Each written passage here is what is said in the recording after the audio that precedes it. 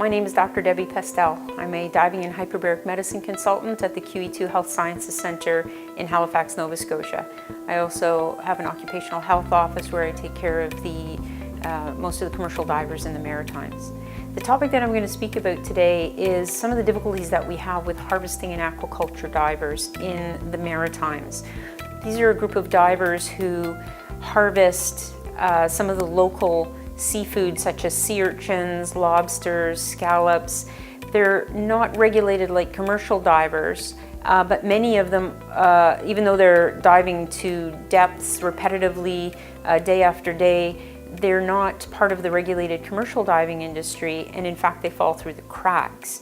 This group of divers frequently present with problems such as decompression sickness and other dive-related problems, because the majority of them don't have professional diver training, and in fact very few have more than an open water dive card. The harvesting of green sea urchins in Nova Scotia is a $2.5 million a year industry. Most of the value in the sea urchins is what's inside of them, called uni, or referred to as green gold, and it's the orange-colored fish eggs or roe that go on sushi.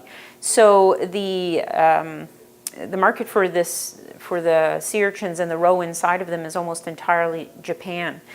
The sea urchin dive season is runs from around October to April each year. It's an inhospitable environment, but there's great money in it if the divers can tolerate that kind of extreme exposure.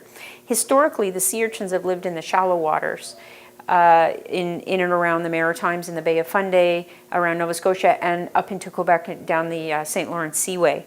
So they lived in waters 20 to 30 feet deep.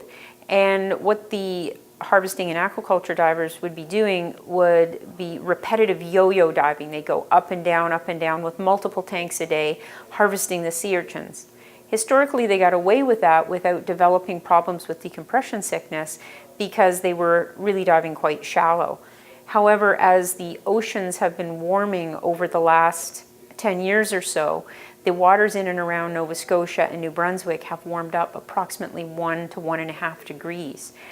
As those waters warmed up, they brought with them a parasite called Paramoeba invadens. It killed off all the sea urchins in the shallows. The sea urchins are still there, but they're surviving in the colder waters deeper down, 50 to 70 feet. So now these HADS divers have to dive between 50 to 70 feet to get the sea urchins, whereas before they were able to harvest them in 20 to 30 feet. But they haven't changed their techniques in diving. They're still pursuing or engaging in yo-yo diving up and down multiple times a day, multiple tanks, minimal surface interval. They don't use computers and rarely use tables. So we are seeing an increasing number come in to the chamber with decompression sickness. One example is a 34-year-old young man from the New Brunswick area who had been in the St. Lawrence Seaway for 18 days diving, 18 days straight diving for sea urchins with only 1 day off. There's a great deal of pressure on them to bring the sea urchins up so that they can be flown to Japan while they're fresh, and if they're not willing to dive daily, they will be kicked off the team and someone else will be hired. So after he dove the 18 days straight, he drove all night long back to New Brunswick. When he got home late that night, he sort of tipped into bed and woke up the next morning. He'd been diving for 15 years. He was not a commercial diver. He was actually a lobster fisherman. And when he got up the next morning, his family found him to be confused. They felt he was just tired. And he decided to go and bring some lobster over to some friend's house, and on the way there he was involved in a head-on collision. He was taken to the hospital and again found to be confused and drowsy with a little bit of slurred speech, but in the ER they believed that it was a head injury due to the car accident. They did a CT of his scan, it was negative for a bleed, and he was sent home with a concussion. He gradually worsened through the day. His family eventually brought him back to the hospital, where he was once again CT'd, negative for hemorrhage, infarct, intracranial lesion. His tox screen was negative, an EEG was ordered, and he was admitted to the hospital somnolent, confused, and ataxic, with a diagnosis of encephalopathy not yet diagnosed. His brother the entire time kept saying, my brother's a diver, he's got decompression sickness, he's bent, please help, call Halifax. Nobody listened to him, and for 3 days he laid on the ward in St. John in a comatose state. He hadn't even been put on oxygen. Finally, the brother called down to the hyperbaric medicine unit in Halifax, at which point we called up to St. John, had the brother sent down, and he was treated in the hyperbaric unit. The sad thing was that he had never even been put on surface oxygen. This was 3 days later now. He was transported down on by non-rebreather mask on high FiO2, as close to 100% as possible.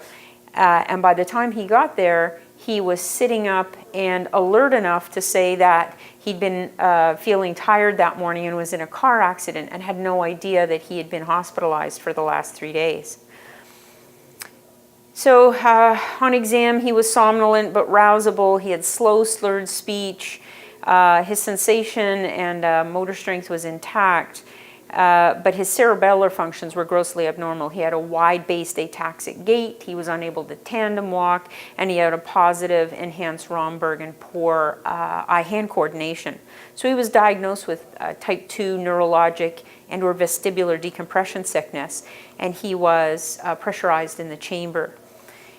By the end of the treatment table 6 to 2.8 atmospheres at 18 meters, he seemed to be asymptomatic. His neuro exam normalized, and then the next day, because it had been a 3-day lag between when he became symptomatic and was treated, we treated him with a follow-on treatment table 5, and he was discharged in what appeared to be good condition. So he was not able to dive for 30 days. He went back to, he was made unfit diving for 30 days, and he was to follow up with a level 2 diving physician in New Brunswick. The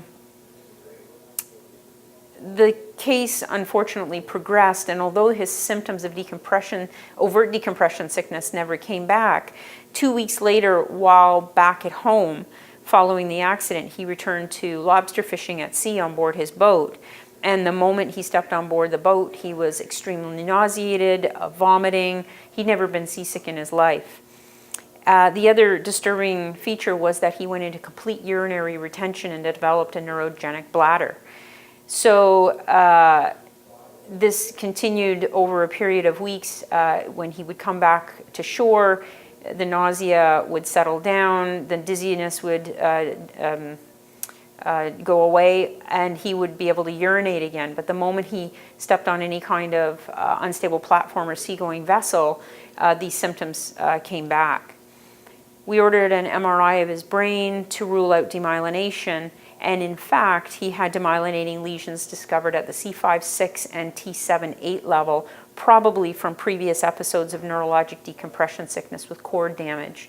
We're seeing this increasingly in our sea urchin and harvesting and aquaculture diving population, where they're probably having repetitive, subclinical, or slightly clinically evident decompression sickness, but they're not seeking help. His long bone survey fortunately was negative for dysbaric osteonecrosis, and he was referred to neurology and diagnosed with neurogenic damage from the original episode of decompression sickness. I also believe that he had permanent vestibular damage, which affected his ability, his difficulties with seasickness at sea. The very sad long and short of the story is that he was never able to return to diving again, and he could not go back to sea as a lobster fisherman. He ended up selling his license and his boat. He lost all his employment, and this was a man with 5 young children who ended up having to go into untrained labor and or construction work in order to try to earn money down the road. So it's a very unfortunate situation in the Maritimes. We're trying to address the safety issues with the diving population and also the companies that are hiring these divers, but really what we need is safety standards passed at the provincial level where inshore divers follow international safety standards. The offshore diving community follows international diving standards, and we need our inshore divers within the Maritimes, Nova Scotia, New Brunswick, and PEI to follow the safety standards and have inspections on their sites and have safety standards in place to try to prevent these tragedies in the future.